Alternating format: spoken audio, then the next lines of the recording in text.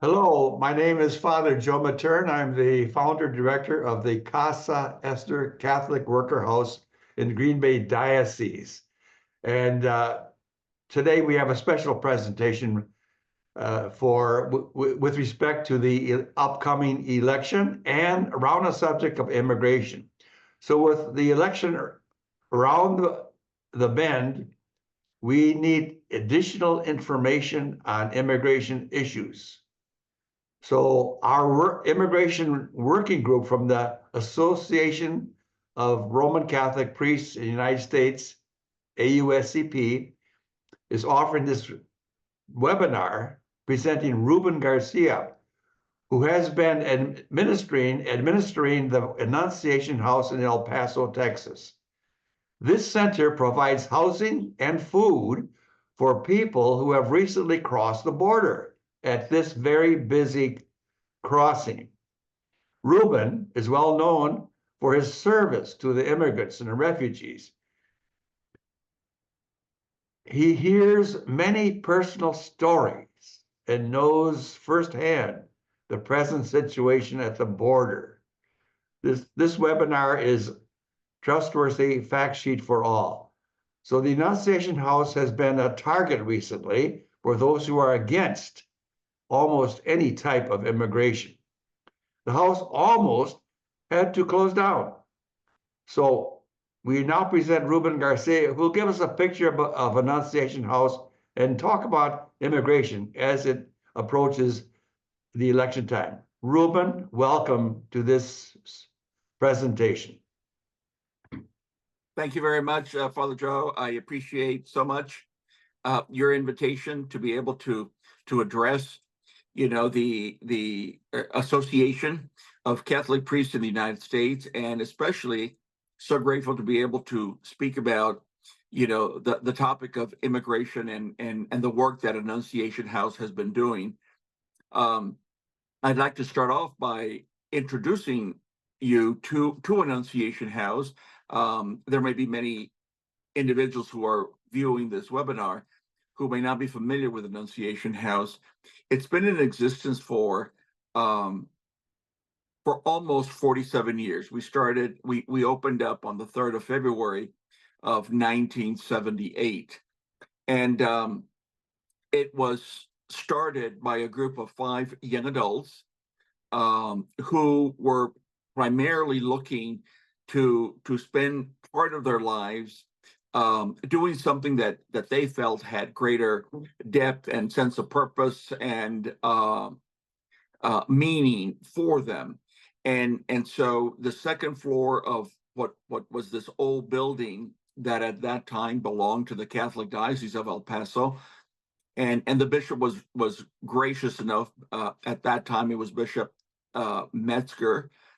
He lent the second floor of this building to us rent-free, and so 5 of us moved in, as I said, wanting to find a way of making ourselves available so that there would be greater meaning and purpose and depth in our own lives. We started walking the streets to get a sense of who in El Paso might be calling, and in the process we encountered an individual that had no place to stay, and at that time there were 2 hospitality sites that existed, only 2 in 1978, and so we referred him to one of them.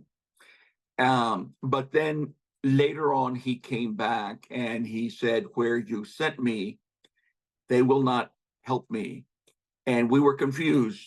It's a shelter. They provide shelter for individuals who have no place to stay. And we couldn't understand. And we said, "What do you mean they won't help you? Why won't they help you?" And his response is, "Porque no tengo papeles." And so what he was saying to us, because I am undocumented, they will not allow me to spend the night. They do not accept undocumented individuals. Annunciation House is located in El Paso, Texas, and it is a sister city with Juarez, Mexico. So we share the border, literally. It is, imagine you drawing a line in your home, and that line is what separates your kitchen from your dining room, for example. Um, and that literally is the relationship that we have between El Paso and Juarez. And this is a historical relationship. El Paso has been the travel through route for centuries. Individuals have been coming up through Mexico and crossing the border and going further up north. And El Paso's name literally means the pass. It's El Paso al Norte, the pass to the north. So we share this, and people coming across the border in 1978 was a very common phenomena. And we didn't know that neither of the two hospitality sites would allow individuals who were undocumented to stay there. And this is what took us to making the decision to begin to provide hospitality to the refugee. No fanfare, no news conference, no signs on the walls. Even to this day, there isn't a sign that identifies the building as an Annunciation House. We just very quietly begun to say to refugees, yes, you can stay with us. And so from back in 1978, we started providing hospitality. Even then in 1978, we began to see people from Mexico who would cross over in the hope of being able to go further north to look for work, to feed their families. But 1978 was also a very significant year because it's reflective of the period in time when the civil wars in Central America were really taking hold in Nicaragua, in El Salvador, and in Guatemala. People were fleeing the civil wars, the violence of the Civil War, and were beginning to make their way up north. I say to people that if you had been with us in 1978 and had sat down to have a conversation with one of the arriving refugees, and you would have asked them, why did you leave your country? You would have heard two answers. Either I left because I am afraid, or I left because I cannot feed my family. You then jump 47 years later in what is now October of 2024.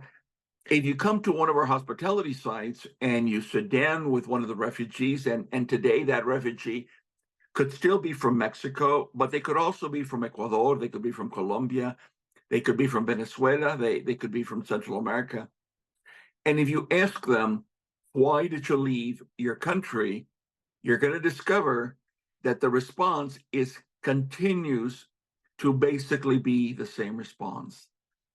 I have left my country because I am afraid, or I have left my country because I cannot feed my family.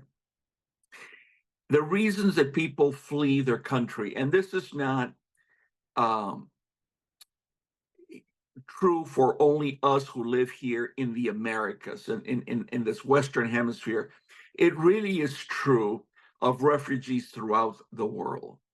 If you look at the reasons why people leave Syria, why people leave the Sudan, why people leave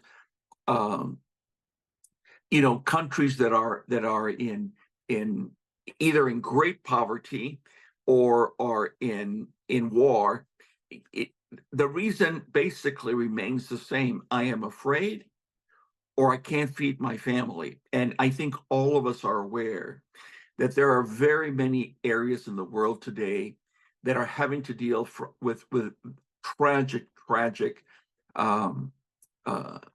war and upheaval right now.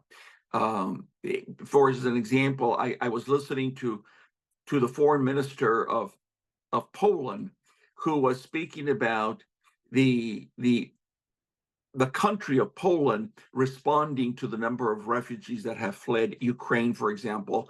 And he was speaking about the fact that in Poland has absorbed over 1 million Ukrainians. And very interesting, he said, in Poland, there are not an awful lot of hospitality sites like one would see here, like Annunciation House. Says because so many, the overwhelming number of the Ukrainian refugees were actually received into the homes of individual Polish families because they believe that that is their mandate to receive the stranger, to receive the refugee, to receive the foreigner. So Annunciation House has been doing this for throughout these 47 years, and what begun on the second floor of this two-story building in downtown El Paso, we eventually got access to the first floor. And so we now have the entire building. And then over the years, we opened up several other hospitality sites. It's important for people to understand that Annunciation House has sustained itself almost exclusively by spontaneous donations that we have received from individuals who identify with what the work of Annunciation House is. But equally important, it has sustained itself with the volunteer contribution of individuals who have said, I want to come and join you for maybe a year, maybe a summer, when we have a summer internship. We have individuals who come down for 2 weeks at a time, some for 3 months at a time. There are individuals who say, I need to do more than simply read about what's going on with refugees and the way that we're treating refugees here in the United States. It's important for people to understand that, yes, it is true that when Annunciation House receives a family, it could be Pedro and Isabel, who come from Honduras or Guatemala or Ecuador or Venezuela or Mexico. When Pedro and Isabel and their 3 kids arrive and we provide them with hospitality, it's true that we are not responding to the fundamental intrinsic issues that create the need for people to then migrate, to flee their country. And we're very aware of that. And that's a very serious discussion that needs to be held. And I think that in this webinar, as we do approach the election, I think it's really important for us to recognize that trying to respond to the needs in existing countries is really the only ultimate way that immigration can be dealt with. I get asked to speak to a lot of groups, and I oftentimes ask groups, how many of you feel the need to flee the United States? And there may be 50 people in the group, and there may be 1,000 people in the group, and nobody raises their hands. In other words, I live in the United States, whatever state I'm living in, and basically what I'm saying is I'm not afraid. I feel secure, and I'm able to feed my family. I don't feel I may choose to leave. I may be living in Phoenix, Arizona.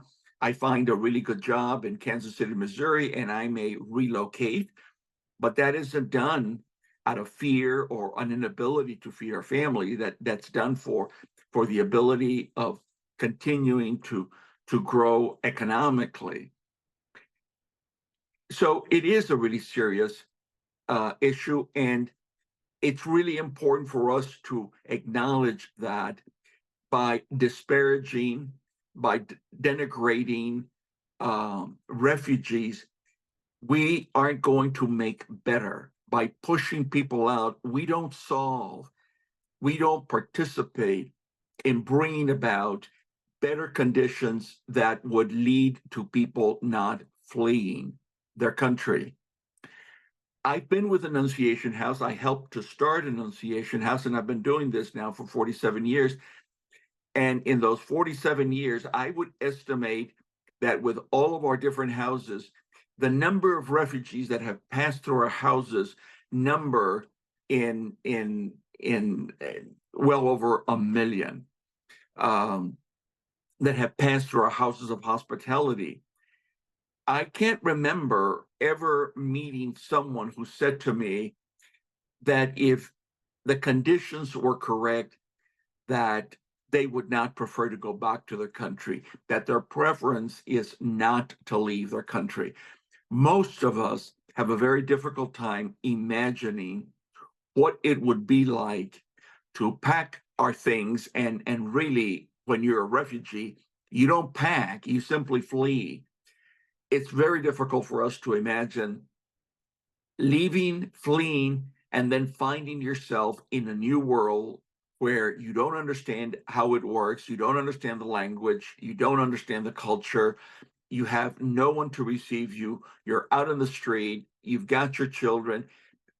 We cannot imagine that kind of an experience. And this is why it's so important for Annunciation House to do the work of hospitality, acknowledging how important it is that we pay attention to what is going on in the countries of Central America and the countries of South America, and that we participate in the work of bringing about greater credible governance. When you stop and you think about it, the reason that people flee their countries is because their governments cease to function. Basic fundamental governance. And we should stop and really be grateful that by and large, in most of our communities, in most of our cities, in our states, in our towns, and our villages in the United States, by and large, a lot of government does work. It does work. When we get in our cars and we drive down the street and we see a street light, and that street light is showing green, we cross the intersection totally confident that the street light is working and the cross traffic has the red light and that they're going to stop. If we have something happen in our homes and we call the police, by and large, all across our country, we live with the confidence that if we call the police to come to our assistance, that we are not going to have to worry about corruption, that we're not going to have to worry that maybe the person that is trying to break into my home, in fact, is part of the police, which is what leads people to flee their country. I'm leaving because the police are part of the gangs. The police are part of the reason I can't trust being able to access help to protect me. I can't trust that my government officials on a basic level are not corrupt. And if I try and do something about it, I risk being detained, I risk being targeted, and so I flee. I could give you countless stories that make that point. And so if we're ever going to see fewer refugees, it's going to have to include involving us in improving governance in many of these countries. And there is a way to do that. You know, I say to people, you can look at the progress that Europe has made after World War II, the European Economic Union, the requirement to be part of the union is that a country first demonstrate that their fundamental governmental institutions are credible, that their elections are credible, that their judiciary is credible, that their law enforcement is credible, that their legislature is credible, that they work before they're allowed to join the European Union. And that is a goal that we should strive for in the Americas, in what is Central America, what is South America, what is North America. And so that people feel confidence in their own government and they don't feel the need to then flee. Given that that's not the reality, that just is not the reality, then people are going to flee, and they are fleeing. And some of those, and it's really important for people to understand that you can take a country like Venezuela that has been recently in the news. 1/4 of the population of Venezuela has fled. It's important for us to understand that the vast majority of the Venezolanos who have fled haven't come to the United States. And they have been fleeing now for the past 10, 15 years, and they've gone to countries like Colombia, Ecuador, Peru. Yes, there is a certain percentage of them that have made the decision to cross the Darien Gap, and they've shown up at our borders. And in a sense, it's like we're being asked to do our share in dealing with a population that is finding it next to impossible to live in Venezuela. When I speak about people who flee their country because they can't feed their children, I'd like to share with you a story from about a family from Guatemala that has stayed with me for many, many years. This was a mom with her 5 children. She arrived. She crossed the border. She was picked up by Border Patrol. She was processed by Border Patrol, and then they released her, and she came to one of our hospitality sites. And after she arrived, one of the volunteers there called me and said, "Ruben, we're really concerned about this family and one of her children." And I said, "Tell me, what's the concern?" And they said, "She's got an 18-month-old child, and we think the child is really malnourished." I said to them, sometimes students from the University of Texas Tech University Medical School that is right here in El Paso, sometimes some of their students volunteer with us, and they do what we call the night shift, where they actually sleep at the shelter, and in case any emergency comes up, they're the go-to person. And so that evening, one of those students, his name is Matthew, was going to be coming. So I said to the volunteer, when Matthew gets here, he's a 3rd-year medical student. I said, have Matthew look at the baby and have him call me.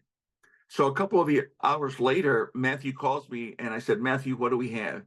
And this is what he said: "Ruben, as I examined this baby, when I put my hand on his forearm and pressed firmly down with my fingers and then lift them, the marks that my fingers leave do not disappear quickly like they do in healthy individuals like you and I. You can do that in your home right now.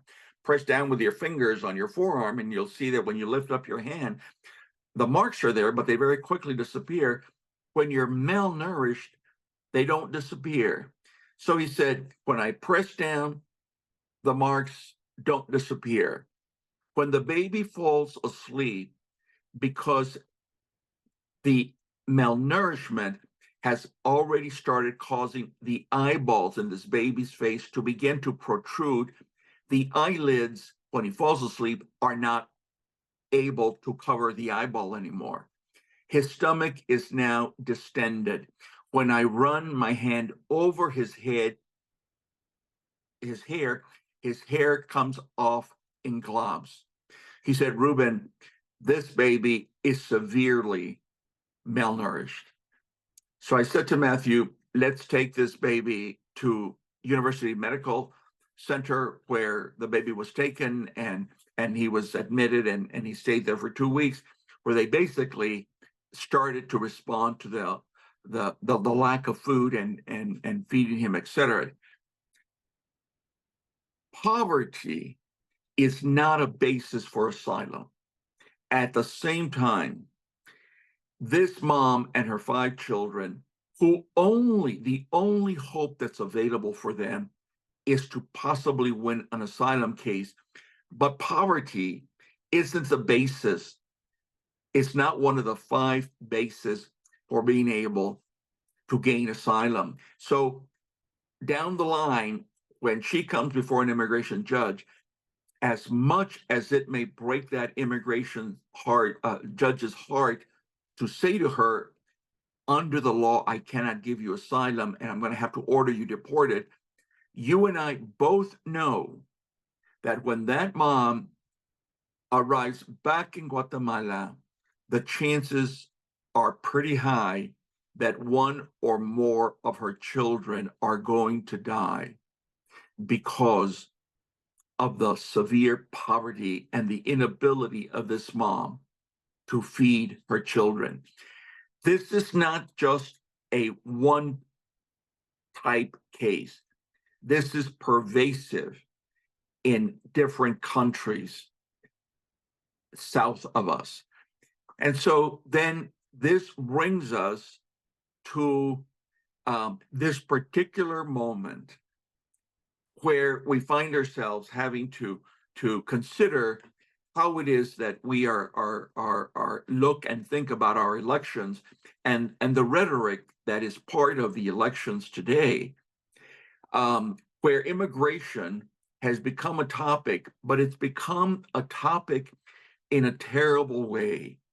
It's become a topic not so that we can discuss how can we be part of programs that look at improving governance in countries that have become sending countries of refugees, like Venezuela. How can we be part of improving, creating governance that allows the people of Venezuela to address their own needs and not have to flee because they are afraid of the process of addressing their own needs? That is the way that we should talk about immigration. We should talk about the reality that people are going to flee their country, either because they're afraid or because they're hungry. And so part of the discussion of immigration should be about what should be our policy. When this woman and her 5 children arrive on our border, what should be our policy? That goes to the fundamental question of who are we? Who are we as a people, as a country, as a coalition of communities across this great land that we call the United States? Who are we as a people for whom many of us ascribe to a faith tradition? We may be Muslim, we may be Jewish, we may be Christian, we may be Unitarian. There's a cross-section of belief systems, interestingly, common to all of them, fundamental to all of them. Part of their teaching document includes, I was a stranger and you welcomed me. Constitutive to their teaching, to who they say that they are as a Muslim, as a Jew, as a Christian, as a Catholic. Constitutive to that is that we hold that when someone is a stranger, when someone is a refugee, we welcome them. How we do that? What are the resources that we need to look at, and how do we gather those resources? How do we apply them? Certainly, we're going to have to discuss all of that, and we should. But we don't brush them off as being dangerous, as being drug runners, as being murderers and rapists. There is, and we know this. We know, after all of the sociological studies, all of the studies that have been done by different universities and think tanks in the United States, that criminality among the refugee population is in fact lower than it is among native-born U.S. citizens. you know. We know that. And this is the pain of the present political moment, that we have chosen instead to speak about refugees in some horrendously terrible and untruthful manners. And that's really the the challenge for us as we go forward. I wish, if I had a fairy godmother, my wish would be that that fairy godmother would make it possible for people all across this great land to be able to come and spend some time simply meeting and making themselves available to serve the arriving refugees, to meet them, to hear their stories, to meet their families, and to discover that they're not any different than we are, that their needs, their aspirations are no different than ours, and that they're incredibly willing to roll up their sleeves and go to work. And we know, again, from the economists in our country, from the sociologists in our country, we know that the contribution of refugees across the board is a significant component of the economic engine that is the United States, and that is powering the United States.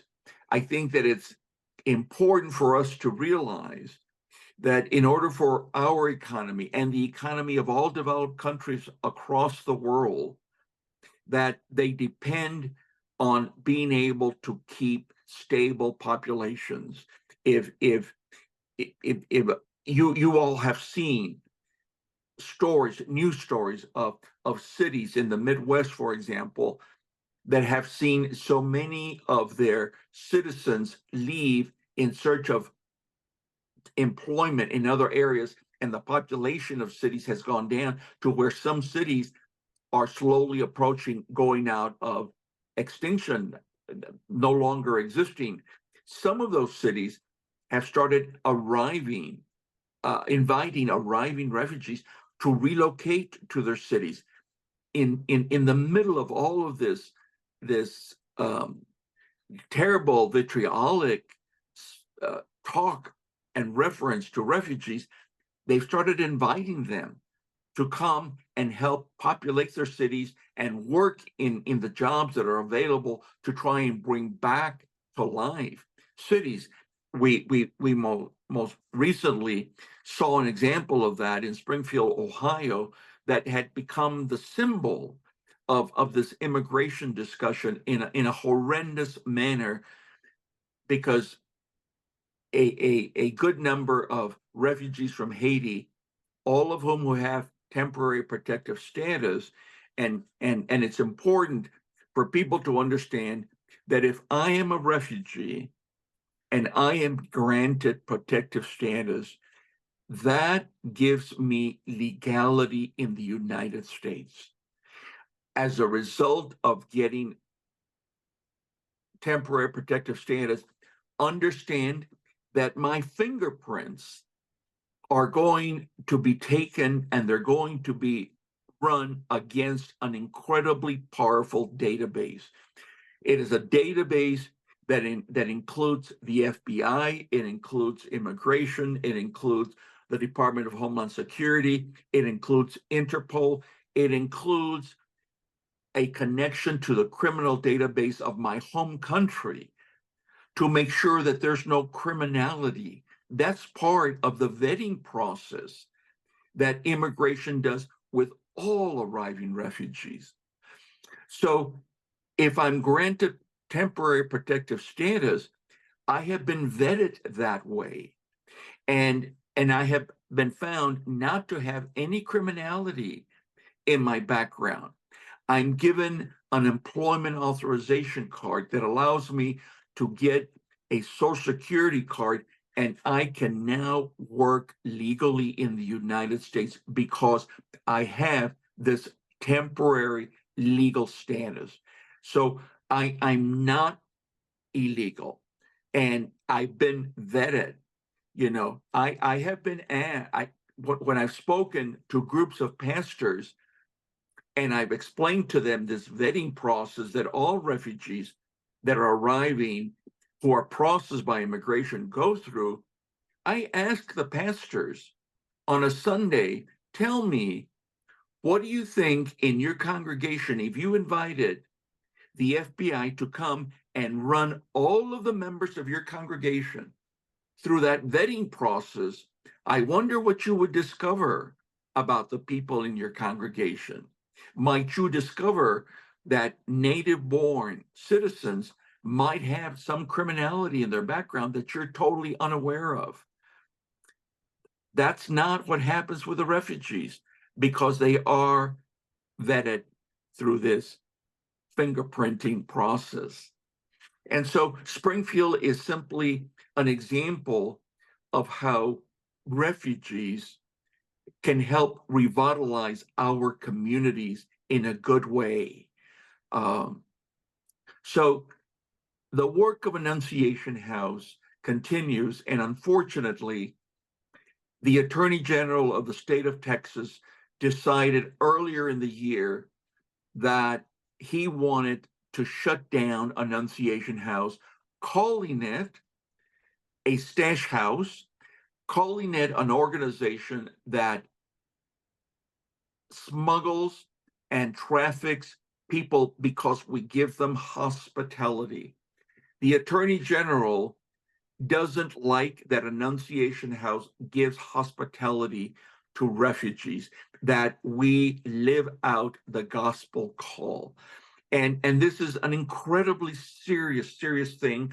The Texas Conference of Catholic Bishops is in the process of considering writing an amicus brief in support of the case of Annunciation House that is now before the Supreme Court of the state of Texas, because we are fighting the Attorney General's wanting to close down Annunciation House because of the work that we do.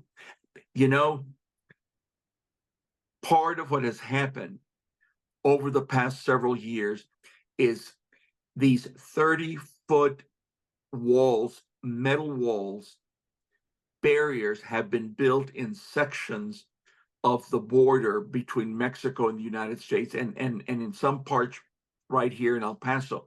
There are 30-foot walls, and refugees are brought to the walls. They put ladders on the Mexican side, but on the U.S. side, you can't do that because Border Patrol will come and take them. And so people then have to climb down either with rope, what have you, and some of those individuals fall off that wall and end up fracturing bones and going to hospitals. We regularly receive telephone calls from our local hospitals, and they say, Ruben, we have this 35-year-old woman from Guatemala. We have this 23-year-old man from Ecuador. He fell off the wall. She fell off the wall. They fractured their leg. We had to do surgery. They've got external fixators coming out of their legs. They're now ready to be discharged, and they need a place to stay until they can come back to us in maybe 10, 12 days, where they're going to have a second surgery to remove the metal rods that they use.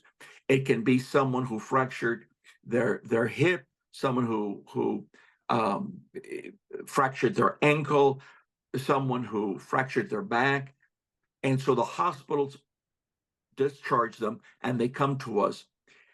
Some of these refugees were taken by ambulance from the side of the border fall directly to the hospital, and they were never processed. So this means that when the hospital releases the refugee and they come to one of our hospitality sites, they're basically undocumented. And this is what the Attorney General refers to as smuggling, trafficking, and operating stash houses. My response to that is, what does the gospel call that? What does the gospel call that if not the work of the Good Samaritan? And so through this webinar, what I'm hoping to do is to say, introduce you to what is Annunciation House, that here is an NGO, an entity that has been in existence now for almost 47 years, that has been doing what we believe to be the fundamental work of the gospel in alliance with other faith groups that in their own faith tradition are doing similar work for similar reasons, that this is what we believe that God is asking of us. And saying and inviting people on the webinar to acknowledge that this goes to the heart of who we are as a people in the United States. When those founding documents were written, when we started off by saying that all men are created equal across 250 years, we've come to understand that that document, when it said all men are created equal, that document was saying all men and women are created equal. That document was saying all white men, all Black men, all indigenous men and women were created equal. All individuals that were born in this particular location and in that particular location and in that particular location, we were all created equal. And because we were created equal, we share rights that come from our Creator. That's who we are. We should be busy wanting to make that document a living document that lives inside of us, in our churches, in our communities, as we consider the refugees that arrive at our border. Thank you so much for the opportunity to be with you today and to join you in this process of reflection as we arrive at a really important election. Again, my name is Father Joe Matern, and I represent the Immigration Working Group for the Association of United States Catholic Priests. And high on our agenda as a progressive priest group is the issue of immigration. Ruben, thank you so much. Pope Francis has made a big issue of using the theme of the Good Samaritan, and you have highlighted that in your presentation. Wouldn't it be wonderful to look at our organization and all of us in the United States as the Good Samaritan, welcoming and taking care of those who are suffering? Again, we take seriously the call to welcome the stranger, and Jesus' Sermon on the Mount and the corporal works of mercy. I was a stranger and you welcomed me. Ruben, would that all of the United States would be a symbol, you are a symbol of what we should be, Annunciation House, a house of hospitality, of welcoming. And so thank you again for your presentation, and God bless you in your great work. We support you 100%. And we hope as we approach the election that people will take seriously the message that you have presented to us. Thank you, Ruben Garcia. Thank you, Father Joe. Have a good day. Bye-bye.